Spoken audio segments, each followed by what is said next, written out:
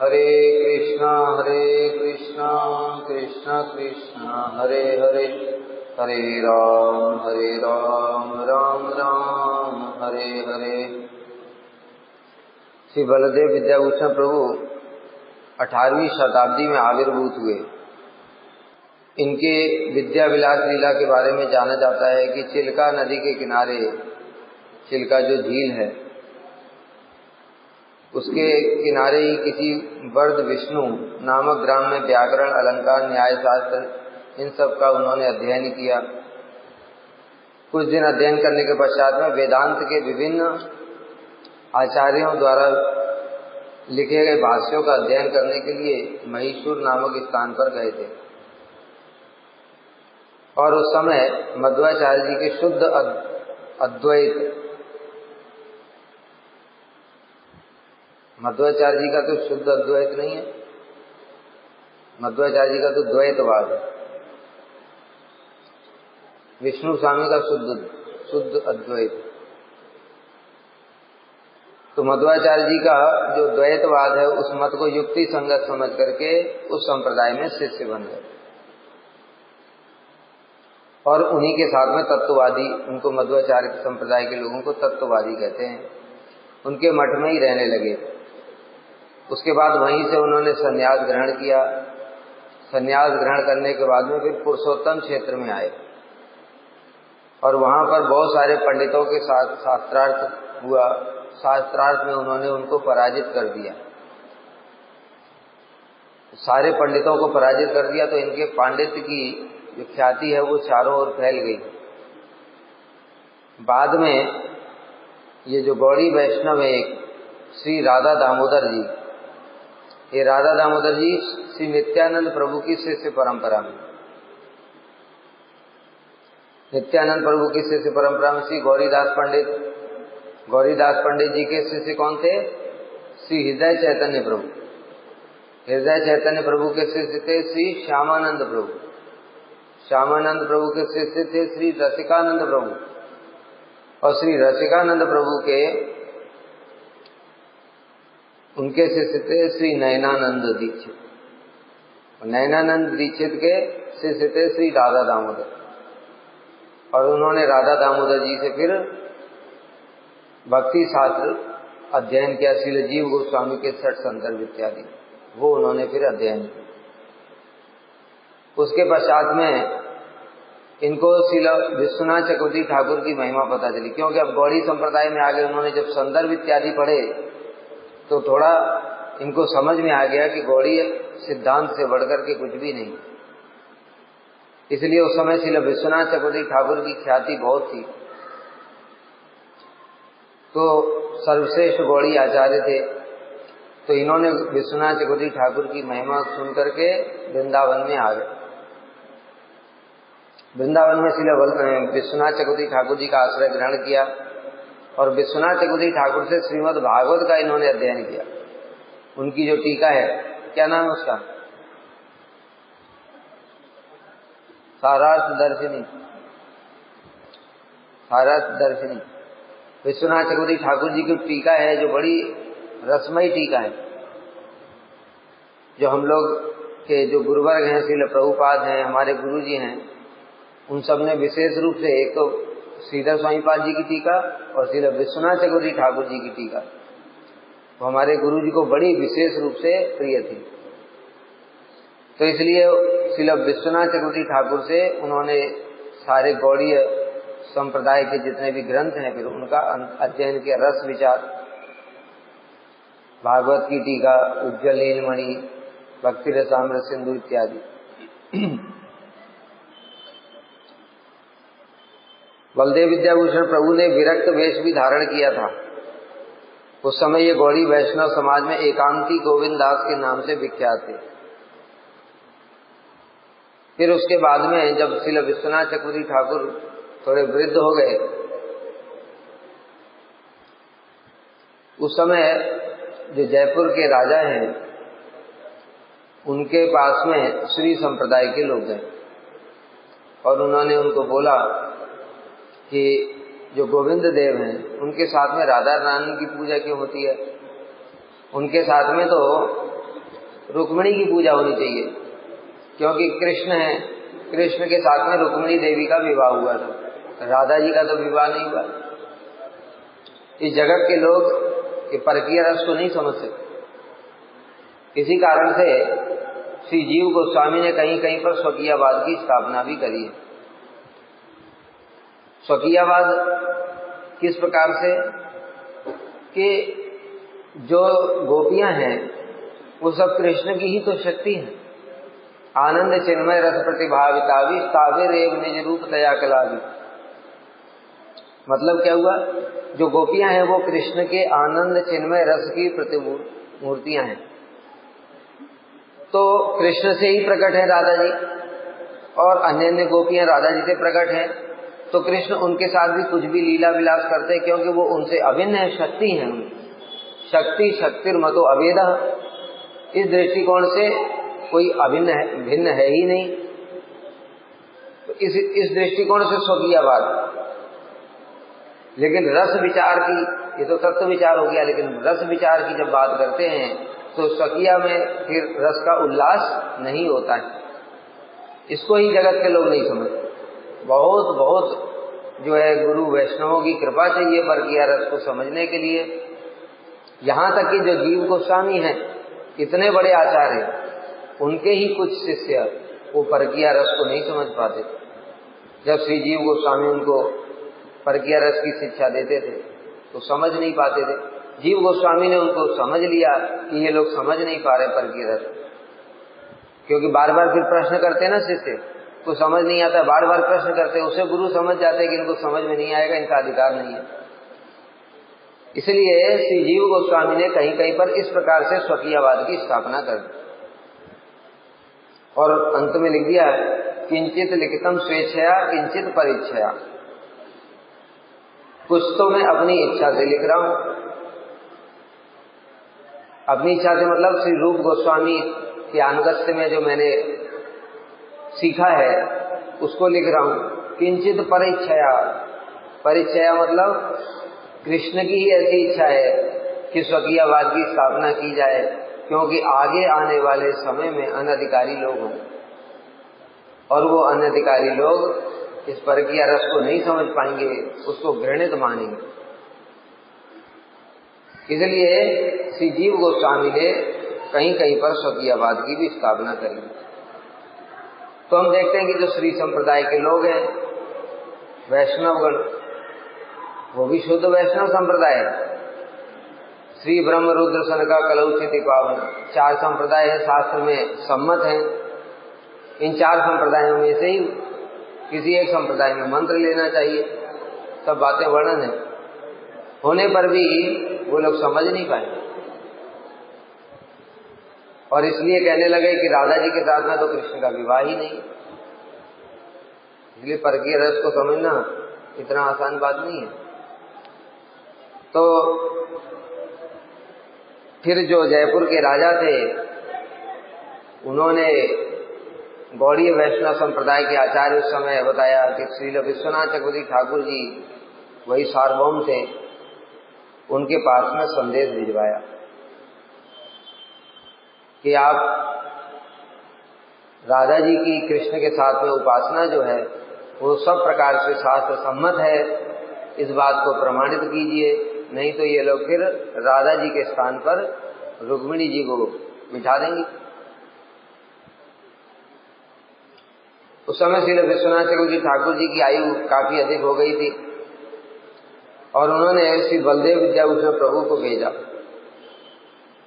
उनके साथ में अपना एक और शिष्य भेजा था, कृष्णदास नाम था।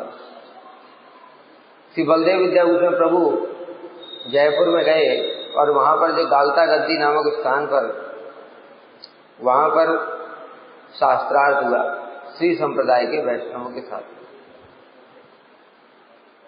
उसमें श्रील बलदेव विद्याभूषण प्रभु ने शास्त्र युक्तियां देकर के यह प्रमाणित किया कि राधा जी की उपासना सब प्रकार से कृष्ण के साथ शास्त्र सम्मत है, क्योंकि वह उनकी पूर्ण शक्ति है, और शक्ति शक्तिर्मतो अभेद, शक्ति के साथ में तो शक्तिमान की उपासना की जाती है। यहाँ तक कि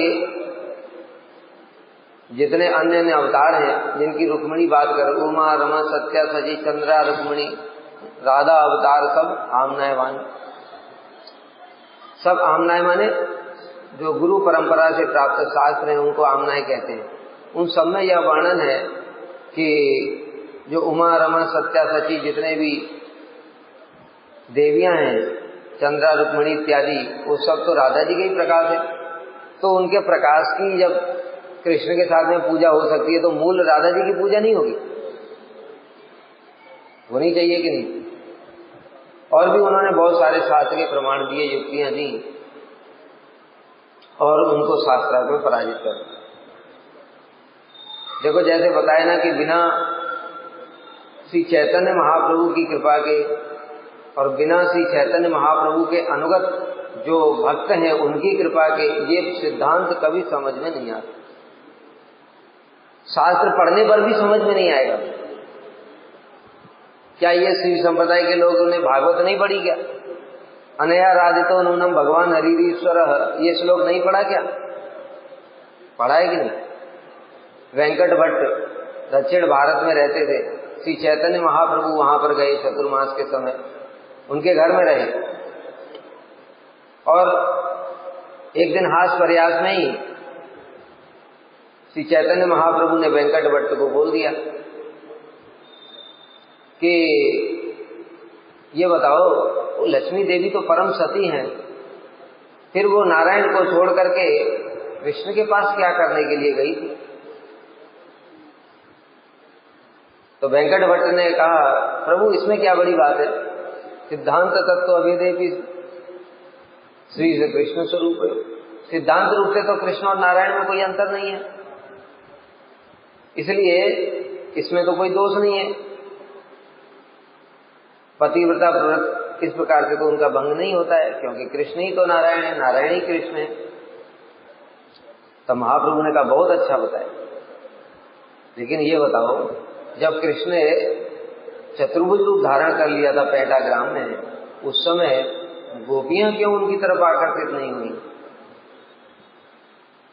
अब ये बात सुनते ही तो वेंकट भट्ट ने हाथ जोड़ लिए कि प्रभु ये सब बात मेरी समझने की शक्ति नहीं, ये तो आप ही बता सकते।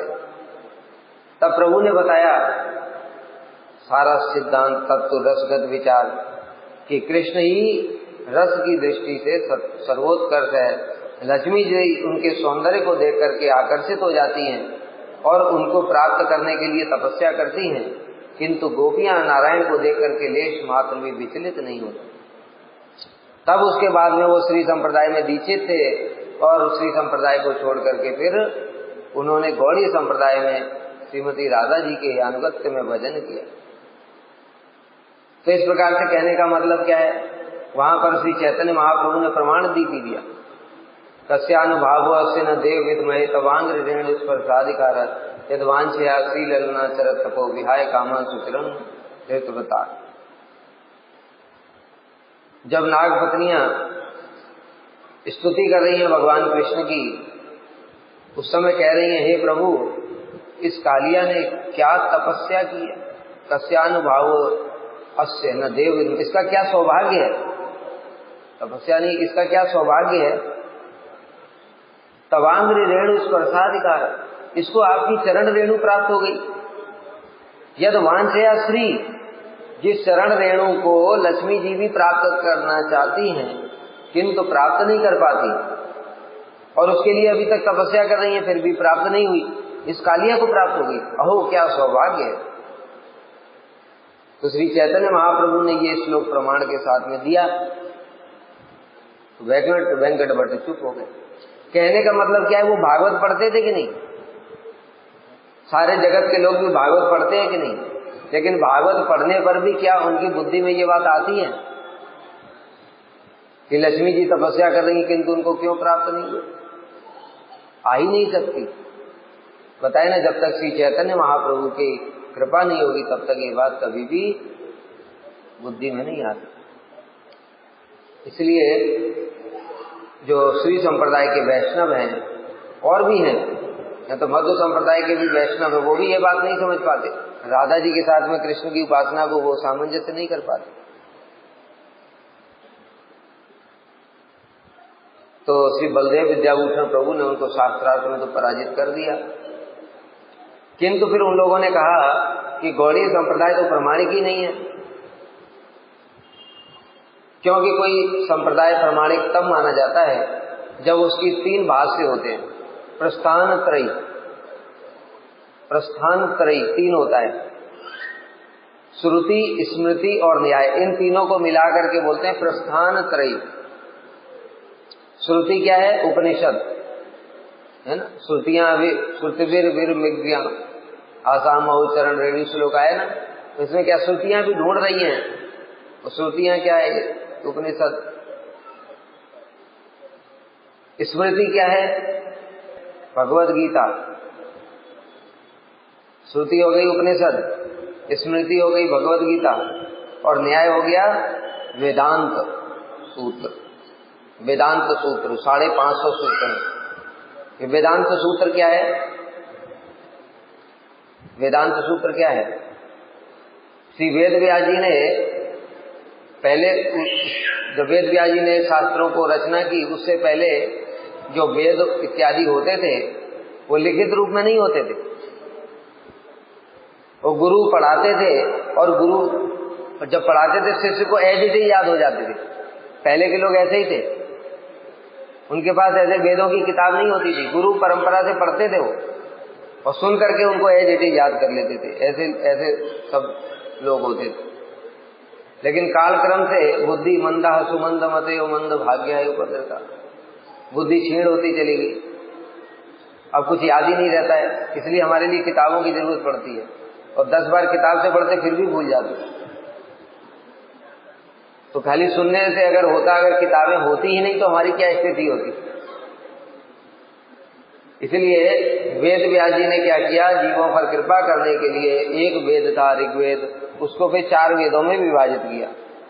ऋग्वेद, सामवेद, यजुर्वेद, अथर्ववेद।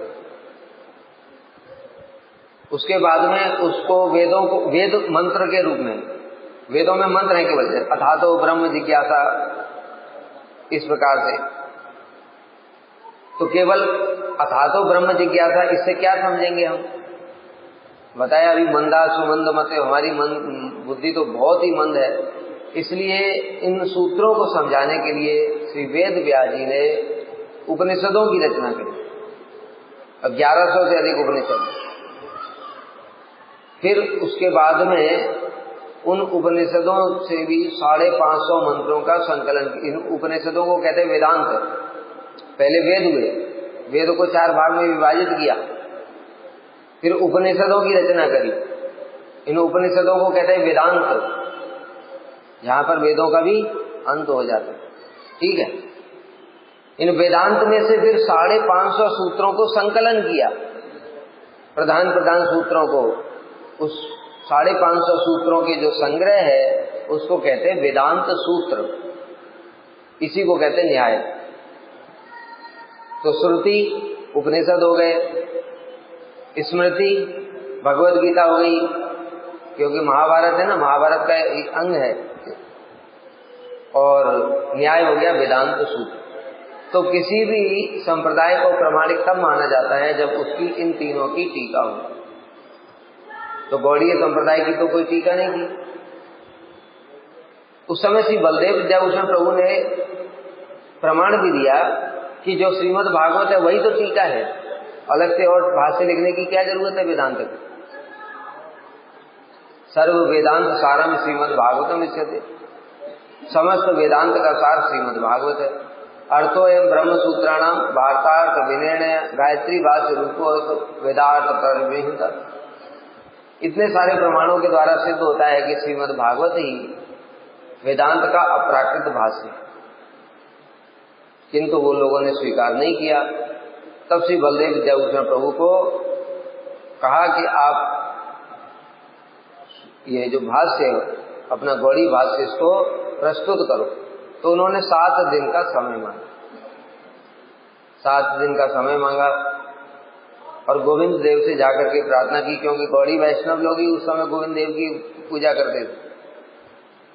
गोविंद देव से प्रार्थना करी तो गोविंद देव की प्रसादी माला फिर ला करके श्री बलदेव विद्याभूषण प्रभु को दी गई, और जो ऐसा सुनते हैं कि स्वयं गोविंद देव ने प्रकट होकर ही उस भाष्य को लिखा है।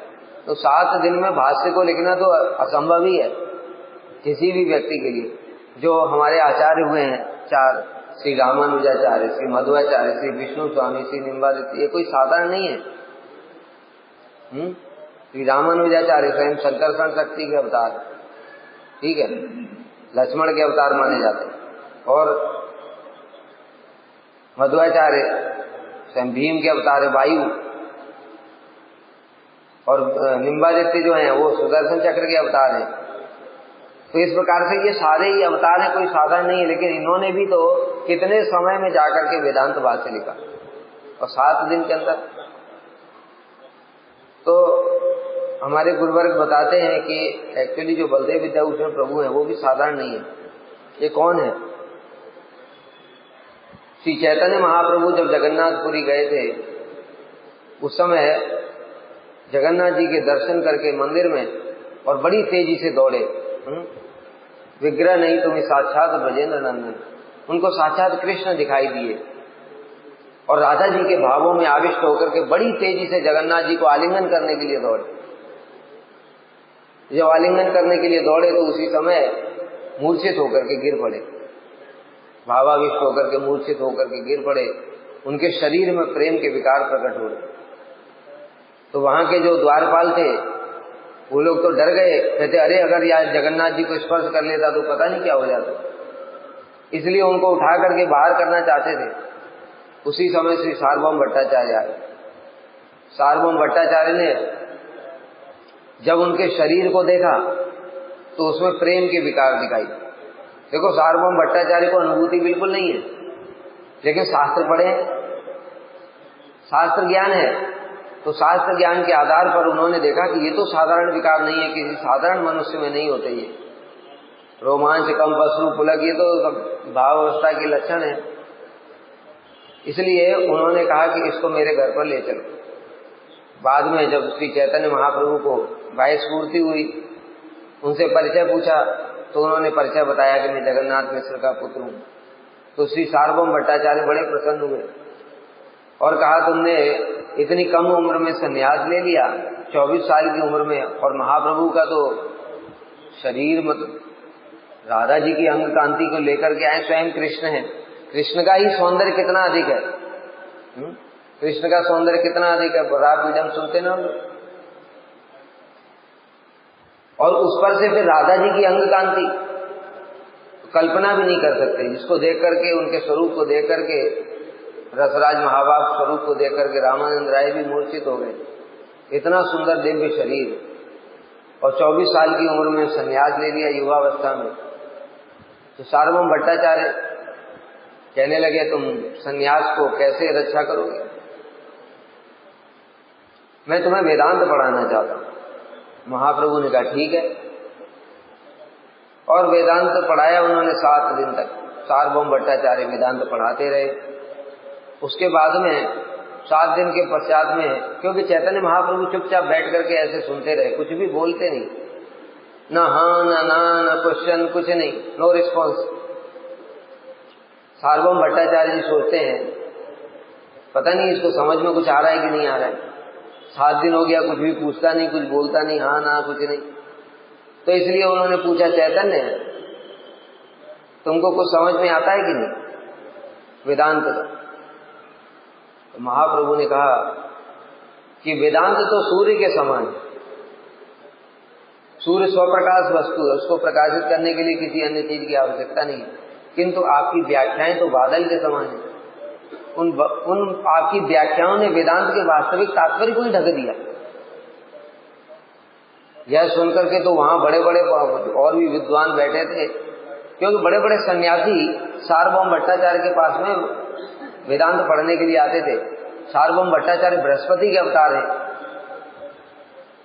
बड़े बड़े सन्यासी उनके पास में वेदांत पढ़ने आते थे। वो सब सुनकर के आश्चर्यचकित रह गए कि 24 साल का बालक और सार्वभौम भट्टाचार्य से कह रहा है कि आपकी व्याख्याएं तो बादल के समान। सार्वभौम भट्टाचार्य भी आश्चर्यचकित हो गए। तो वो कहने लगे अच्छा तो तुम सुनाओ वेदांत। तो श्री चैतन्य महाप्रभु ने फिर वेदांत की व्याख्या, जो वास्तविक व्याख्या है, वो करी।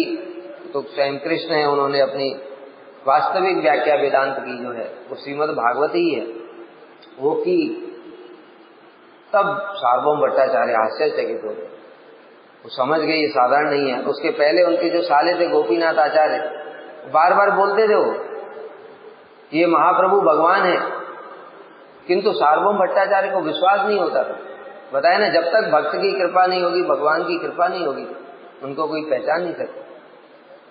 इसलिए बार बार बोलने से भी समझते नहीं थे और तर्क देते थे कि कलयुग में तो कोई इस प्रकार का अवतार ही नहीं है, शास्त्र में लिखा है जबकि कितने सारे प्रमाण हैं, तब भी वो मानते नहीं थे। लेकिन जब आज उन्होंने वेदांत सुना श्री चैतन्य महाप्रभु से, तब वो समझ गए कि साधारण नहीं है। लेकिन अभी अपने को जो डाउट है उसको पूरा क्लियर करना चाहते, इसलिए उन्होंने कहा ठीक है, एक श्लोक है भागवत का, उसकी व्याख्या करो। आत्मा रामस्य मुनियो निर्ग्रंथा उरुक्रमे कुर्वन्ते हेतु की भक्ति मित्तम भूत गुणो हरि। जो आत्मा राम मुनि हैं वो भी भगवान के गुणों से आकर्षित होकर के अपने आत्मा राम गुण को छोड़ करके भगवान की अहेतु की भक्ति करते। इसके कितने सारे प्रमाण हैं। चतुर्सेन, सनक सनंदन, सनातन सनत कुमार, वो ध्यान मग्न थे और भगवान के चरणों में चढ़ी हुई तुलसी की मकरंद, उसको लेकर के वायु ने जब उनके नाक में प्रवेश किया तो उनका चित्त विक्षुब्ध हो गया, अपने आत्मा राम गुण को छोड़ दिया उन्होंने और भगवान के पास में पहुंचे और उनकी भक्ति करने लगे। उसी प्रकार से श्री सुखदेव गोस्वामी स्वयं कहते परिनिष्ठितो अपि नैर्गुण। जब सुखदेव गोस्वामी जंगल में चले गए, जन्म लेने के साथ ही यम प्रव्रजंतम अनुपेतम अपेत कृत्यम, जन्म लेने के साथ ही जंगल में चले गए और जंगल में व्यास जी पीछे पीछे भागे, क्योंकि व्यास जी जानते यही एकमात्र योगी पात्र है जो भागवत का प्रचार करेगा। ये भी जंगल में भाग गया, प्रचार कौन करेगा फिर? इसलिए एक बैलियों को सिखा करके भेजा उन्होंने श्लोक, वरहा पीडम नटवर बपू।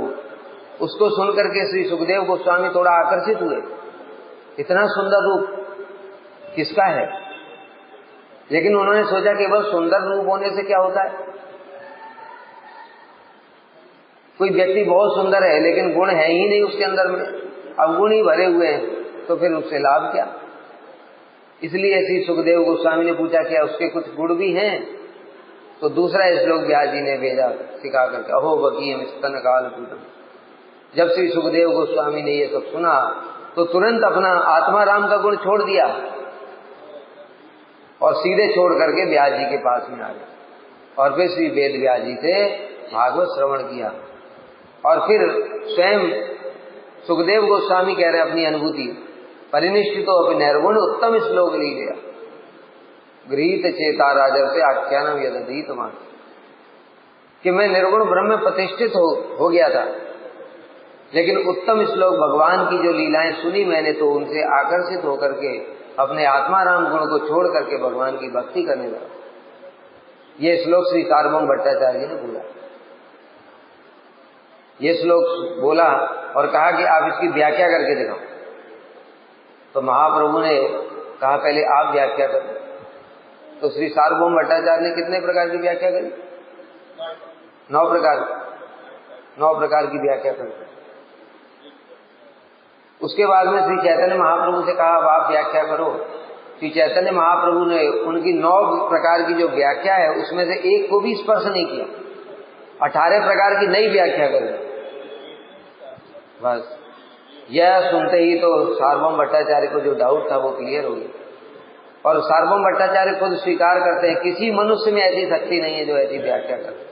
आप निश्चित रूप से भगवान, और उनको साष्टांग प्रणाम। तब श्री चैतन्य महाप्रभु ने कृपा करके उनको षड्भुज रूप का दर्शन कराया। 2 हाथ में धनुष बाण, 2 हाथ में बंसी और 2 हाथ में दंड और कमंडल, षड्भुज रूप का दर्शन कराया। तो वो जो सार्वभौम भट्टाचार्य जी को श्री चैतन्य महाप्रभु ने जो वेदांत भाष्य सुनाया था वो सार्वभौम भट्टाचार्य जी ने अपने शिष्य को सुनाया। कौन थे वो? मधुसूदन विद्यावाचस्पति, उनको सुनाया। और बाद में सार्वभौम भट्टाचार्य जी ने उनको आदेश दिया तुम काशी चले जाओ, तो वो काशी चले गए थे। श्री जीव गोस्वामी जब जा रहे थे वृंदावन की ओर, तो उनको नित्यानंद प्रभु ने बोला था, ये काशी में मधुसूदन विद्यावाचस्पति होंगे, उनसे वेदांत सुनना। तो श्री जीव गोस्वामी ने उनसे वेदांत सुना था और उसके आधार पर ही संदर्भ की रचना करी। वही मधुसूदन विद्यावाचस्पति, वही श्री बलदेव विद्याभूषण प्रभु के रूप में अवतरित हुए। इसलिए उन्होंने कौन सा भाष्य लिखा? जो श्री चैतन्य महाप्रभु ने बताया था वही भाष्य है, ये कोई साधारण नहीं है ये। और फिर स्वयं श्री गोविंद देव की कृपा से उनको चाहे स्फुरित हुआ कह लो, चाहे श्री गोविंद देव ने स्वयं ही लिखाया कह लो, दोनों ही बात में कोई अंतर नहीं पड़ता, क्योंकि वो श्री चैतन्य महाप्रभु ने तो स्वयं गोविंद ही हैं, उन्होंने ही स्वयं ये सार्वभौम भट्टाचार्य जी को ये भाष्य दिया था। तो इस प्रकार से 7 दिन के अंदर में उन्होंने वेदांत भाष्य की रचना की, प्रस्थानत्रयी, उपनिषद और क्या बताया, श्रुति स्मृति न्याय, उपनिषद, गीता और वेदांत, इनका टीका लिख करके उसको दिया और वो जो उसको बोला नाम दिया गया वेदांत भाष्य। तो इस प्रकार से श्री बलदेव विद्याभूषण प्रभु की कृपा से ही हम इसलिए बोलते गौड़ी वेदांत आचार्य, हमारा जो गौड़ी संप्रदाय फिर प्रमाणिक माने जाने लगा, क्योंकि बताया था ना कि कोई संप्रदाय तभी प्रमाणिक माना जाएगा जब उसका भाष्य होना चाहिए अपना। ये 4 संप्रदाय का पहले से भाष्य। महाराज जी आप बोलेंगे, आप बोलेंगे कुछ? तो इस प्रकार से श्री बलदेव विद्याभूषण प्रभु ने हमारे संप्रदाय की रक्षा करी और उसके बाद में जो कृष्ण हैं उनके साथ में श्री राधा जी का जो पूजा है वो सब प्रकार से शास्त्र सम्मत है और जो गौड़ीय संप्रदाय है वो भी प्रमाणिक सिद्ध हुआ। किंतु इसमें फिर विचार है, एक और विचार है। वो विचार ये है कि गौड़ी संप्रदाय का भाष्य तो लिखा, लेकिन इसके बाद में बहुत सारे जो लोग हैं वो कहने लगे गौड़ी संप्रदाय तो 5वां संप्रदाय। एक समस्या थोड़ी है, कलयुग में बहुत समस्याएं हैं, ऐसे अपसंप्रदाय बन जाते हैं, ऐसे ऐसे लोग अपने अपने मन से मनगढ़ंत बातें करते हैं। कारण क्या है? उसका कारण है कि अनुगत्य नहीं है। कोई केवल ये गौड़ी किताबों को पढ़ करके अपने आप को गौड़ी बोलने लगे तो वो गौड़ी नहीं हो जाएगा, पूरा अनुगत्य चाहिए। जैसे जो महाप्रभु हैं नित्यानंद प्रभु, उनकी धारा में चलते चले आ रहे हैं, प्रमाणिक वैष्णव श्रील भक्ति विनोद ठाकुर, श्रील प्रभुपाद, उनके अनुगत्य में जिसने इन शास्त्रों को समझा है तो वो समझ पाएगा। लेकिन जो अनुगत्य नहीं करते और क्या कहते हैं, हम तो गोस्वामियों के वंशज हैं, गोस्वामियों के वंशज हैं, फिर उनका क्या होता है? उनका ऐसे ही होता है, वो 5म संप्रदाय, कभी 6ठा संप्रदाय, क्या क्या कर देंगे उनको पता नहीं। इसलिए ये जब गौड़ी संप्रदाय को 5म संप्रदाय बोला गया तब हमारे गुरुजी ने उस बात को खंडन किया। हमारे गुरुजी ने एक ग्रंथ की रचना करी, प्रबंध पंचकम। उससे पहले भी वो श्रील परम गुरुदेव ने भी वो प्रबंध पंचकम लिखा है। और परम गुरुदेव का तो वैसे से सभी जानते हैं, मायावाद रूपी जो हाथी है उसके लिए सब समय परम गुरुदेव तो हाथ में खड़ग तलवार लेकर के रहते। क्यों? कारण क्या है पता है? श्रील परम गुरुदेव का तो बड़ा वैशिष्ट है, इतने रसिक वैष्णव थे, इतने रसिक वैष्णव थे, लेकिन उनका जो सेवा थी विशेष रूप से उनका सारा जीवन मायावाद के खंडन में, अब संप्रदायों के खंडन में चला गया। कारण क्या है? उनके जो गुरु जी हैं श्रील प्रभुपाद, श्रील प्रभुपाद कहते थे जब तक ये मायावाद इस जगत में रहेगा तब तक हमारे गौड़ी संप्रदाय का प्रचार होना विपुल रूप में संभव नहीं। इसलिए परम गुरुदेव ने संकल्प किया था अपने गुरु जी का मनोभीष्ट पूर्ण करने के लिए, श्रील प्रभुपाद का, कि मैं इस मायावाद को उखाड़ करके फेंक दूंगा। इसलिए जहां पर भी मायावादी और ये नास्तिक कुतर्की जितने भी दिखाई देते, परम गुरुदेव का तो ऐसा वैशिष्ट था कि ये लोग उनके नाम से ही डर जाते थे, उनके नाम से ही डर जाते थे, उनसे शास्त्रार्थ करना तो दूर की बात है। इसलिए परम गुरुदेव का तो अधिकतर समय चला गया उन सबका खंडन करने में। लेकिन हमारे गुरुजी ने फिर जब ये इन लोगों ने बोला कि गौड़ी संप्रदाय तो पंचम संप्रदाय है, तो पंचम संप्रदाय कहने से देखो ये लोग अपने आप को गौड़ी बोलते हैं, लेकिन गौड़ी संप्रदाय को पंचम संप्रदाय बोलते। ये पंचम संप्रदाय बोलने से ही तो अप्रामाणिक हो गया, वो अपने आप को पंडित मान रहे हैं लेकिन है मूर्ख। कारण क्या है? अगर शास्त्र में बोला संप्रदाय विहीना ये मंत्रास्ते विफला मता अतः कलऊ भविष्यन्ति चत्वार संप्रदाय, शास्त्र से विहीन अगर कोई मंत्र लेता है, यानी 4 संप्रदाय से बाहर में अगर कोई मंत्र लेता है तो वो बेकार है, विफल है, वो मंत्र काम नहीं करेगा, उससे भगवत प्राप्ति संभव नहीं है। तो अगर अब तुम अपने संप्रदाय को पंचम संप्रदाय घोषित कर देते तो 4 के बाहर हो गया, वैसे ही अप्रमाणिक हो गया, अपने आप को पंडित बन रहे हैं लेकिन है मूर्ख। शास्त्र का सामंजस्य कैसे होता है वो भी नहीं समझ, बिल्कुल स्वतंत्र हो गया, पंचम संप्रदाय हमारा। और अभी भी बहुत सारे लोगों ने तो पूरा बाकायदा बोर्ड लगा दिया, पंचम संप्रदाय, गौड़ी संप्रदाय। अगर तुम्हारा संप्रदाय पंचम है तो तुम अप्रमाणिक हो, तुम्हारे यहां से तो बिल्कुल मंत्र में दीक्षा ही नहीं लेनी चाहिए, ये बिल्कुल सिद्ध हो जाता। तब हमारे गुरुजी ने ये जो श्री बलदेव विद्याभूषण प्रभु का गुरु परंपरा अभी बताया था ना, मध्वाचार्य मध्व संप्रदाय में गए थे ये, और वहां पर ही उन्होंने तत्ववादियों से दीक्षा ग्रहण की। पहली बात तो ये दीक्षा भी इनकी मधु संप्रदाय में हुई। दूसरा, जो इन्होंने शिक्षा ग्रहण की, यानी इनके शिक्षा गुरु भागवत परंपरा, एक तो हो गई कौन सी? पंचरात्रिक परंपरा।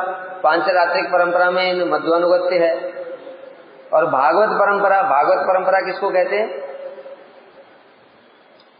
हम लोग जो सुबेरे सुबेरे कीर्तन करते हैं, गुरु परंपरा सबको याद होनी चाहिए। कृष्ण हईते चतुर्मुख, ठीक है, हरे कृष्ण से नारद हईते, ठीक है, मतलब ब्रह्मा जी के बाद नारद, कृष्ण ने चतुर्मुख ब्रह्मा जी को दिया, ब्रह्मा जी ने नारद को दिया, नारद ने व्यास जी को दिया, व्यास से मध्वाचार्य जी को प्राप्त हुआ, और मध्व से फिर व्यास तीर्थ तारदास, मध्व कहे व्यासदास। उसके बाद में ऐसे करते करते कहां पर आए? माधवेंद्रपुरी पर, ठीक है। माधवेंद्रपुरी के शिष्य हुए फिर श्री ईश्वरपुरी, ईश्वरपुरी के श्री चैतन्य महाप्रभु, चैतन्य महाप्रभु के रूप सनातन हुए, ठीक है। अब बताओ, चैतन्य महाप्रभु ने रूप सनातन को कहां दीक्षा दी थी? वर्णन आता है कभी? ये भागवत परंपरा है। भागवत परंपरा का मतलब क्या है? जो गुरु हैं उनके सारे विचारों को, आदर्शों को ग्रहण करके उनके आदर्शों पे चलना, ये भागवत परंपरा है। गुरु तो कोई भी हो सकते हैं, ठीक है, दीक्षा गुरु कोई भी हो सकते हैं। जैसे श्री हृदय चैतन्य प्रभु हैं, उनके शिष्य हुए श्री श्यामानंद प्रभु, लेकिन भागवत परंपरा में वो किसके शिष्य हैं? श्री जीव गोस्वामी के। इसलिए जब भी उनके गुरु जी का नाम लिया जाता है तो बहुत से लोगों को तो पता ही नहीं हृदय चैतन्य है, जीव गोस्वामी का ही नाम लिया जाता है, भागवत परंपरा। तो इस प्रकार से श्री जगन्नाथ दास बाबा जी महाराज जी, जगन्नाथ दास बाबा जी महाराज के श्री भक्ति विनोद ठाकुर शिष्य नहीं है, दीक्षा शिष्य नहीं है, शिक्षा शिष्य, भागवत परंपरा। तो उसी प्रकार से श्री बलदेव विद्याभूषण प्रभु भी भागवत परंपरा में श्री विश्वनाथ चक्रवर्ती ठाकुर के शिष्य। तो इस प्रकार से जो गौड़ीय संप्रदाय है, श्री चैतन्य महाप्रभु ने उस मधु अनुगत्य को ही स्वीकार किया है। तो कहने का तात्पर्य क्या है कि मध्व संप्रदाय के अंतर्गत ही गौड़ी संप्रदाय का एक वैशिष्ट है। क्या? उपासना वैशिष्ट। उपासना वैशिष्ट। थोड़ा अपने संप्रदाय के बारे में भी जानना पड़ेगा। ये थोड़ा सा कठिन सा है, लेकिन फिर भी जानना तो पड़ेगा, नहीं तो अपनी गुरु परंपरा ही पता नहीं है। जैसे उदाहरण देता हूं, श्री संप्रदाय। श्री संप्रदाय में किसकी उपासना करते हैं? लक्ष्मी नारायण।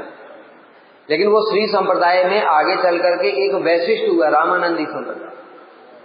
वो श्री संप्रदाय के अंतर्गत ही है, लेकिन वो उनका वैशिष्ट क्या है, वो राम जी का भजन सीताराम, तो इसमें दोष क्या है? तो ये ब्रांच जैसे होता है ना, एक इंस्टीट्यूशन है मेन, उसकी एक ब्रांच है, ठीक है। उसी प्रकार से ये इसको समझना चाहिए कि मध्वा अनुगत्य है, संप्रदाय तो हमारा मध्व संप्रदाय ही है, इसलिए हमारे संप्रदाय का नाम क्या है?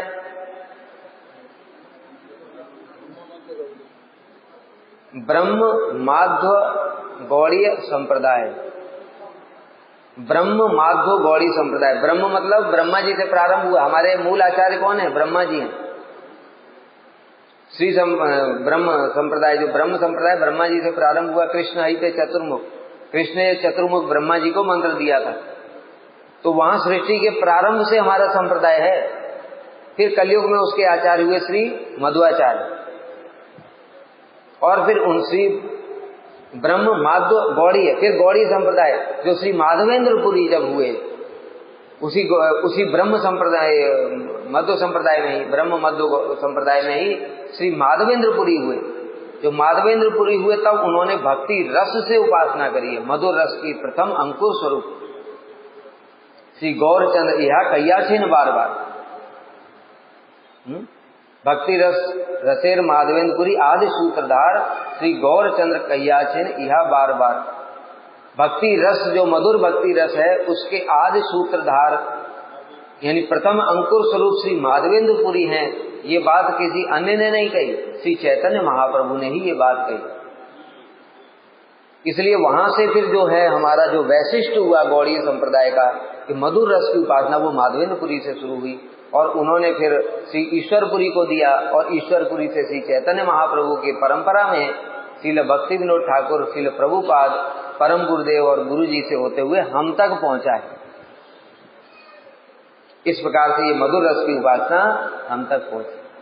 तो कहने का तात्पर्य क्या हुआ कि जो कहते हैं कि गौड़ी संप्रदाय पंचम संप्रदाय है, वो खुद ही भ्रमित हैं। उनको ये बात शास्त्र की समझनी चाहिए कि संप्रदाय 4 ही हैं, 5वां कोई संप्रदाय नहीं है, हो ही नहीं सकता। अगर कोई बनाता है, जैसे ये शंकराचार्य जी ने कौन सा संप्रदाय बनाया? शंकर संप्रदाय। कोई मानता है इसको? ये मान्य नहीं है। 4 संप्रदायों का ही उल्लेख है, पद्म पुराण में वर्णन है, तो इसलिए पंचम संप्रदाय तो मान ही नहीं है। इसलिए हमारा संप्रदाय पंचम संप्रदाय नहीं है, हमारा 4 संप्रदाय के अंतर्गत ही ब्रह्म माध्व गौड़ीय संप्रदाय है। इस प्रकार से श्रील परम गुरुदेव का एक ग्रंथ है प्रबंध पंचकम, जरूर पढ़ना चाहिए। उसमें बाबा जी सहजिया संप्रदाय का खंडन किया उन्होंने। कितना सुंदर सुंदर गुरु जी ने बहुत सारे विचार लिखे हैं उसमें। बहुत से लोग कहते हैं प्रबोधानंद सरस्वती ही प्रकाशानंद है, उसका भी गुरु जी ने उसमें खंडन किया है। ग्रंथ थोड़ा कठिन है, लेकिन हमारे गुरु वर्ग का वैशिष्ट विचार, वैशिष्ट क्या है, परंपरा क्या है, ये भागवत परंपरा और पंचरात्रिक परंपरा में भागवत परंपरा का ही प्रधानता है। उन्होंने अनेक सारे प्रमाण दे करके ये सब बातें हमारे गुरु जी ने सिद्ध की। ठीक है, तो इस प्रकार से श्री बलदेव विद्याभूषण प्रभु जी का वैशिष्ट है। उन्होंने जो ग्रंथ लिखे उसमें ब्रह्म सूत्र का भाष्य, गोविंद भाष्य, सिद्धांत रत्न और गीता की टीका भी है। जो हमारे गुरु जी ने जो गीता निकाली है हिंदी में, उसमें बलदेव विद्याभूषण प्रभु की भी टीका है। वेदांत सेवंतक, प्रमेय रत्नावली, सिद्धांत दर्पण, साहित्य कौमुदी, काव्य कौस्तुभ, व्याकरण कौमुदी, मुख्य रूप से तत्व सिद्धांत वाले वो हैं। गोपाल तापनी भाष्य, ईशाद्य दशोपनिषद, जो 10 उपनिषद है उनके पूरे के भाष्य लिखा उन्होंने, बताया वो तो गीता का और उपनिषद का और वेदांत का। गीता भूषण भाष्य, गीता का जो भाष्य, विष्णु सहस्त्र नाम भाष्य, श्री रूप गोस्वामी जी की स्तव माला जो है उसका भी भाष्य लिखा है उन्होंने। तत्व संदर्भ की टीका लिखी है, कौस्तुभ भाष्य। इस प्रकार से उन्होंने बड़े सारे ग्रंथों की भी रचना की है। इसके अतिरिक्त श्री बलदेव विद्याभूषण प्रभु ने ऐश्वर्य कादम्बरी नामक एक ग्रंथ भी लिखा है। इस प्रकार से श्री बलदेव विद्याभूषण प्रभु जी आज के दिन में फिर उन्होंने अप्रकट लीला की। बोलो श्री बलदेव विद्याभूषण प्रभु की जय।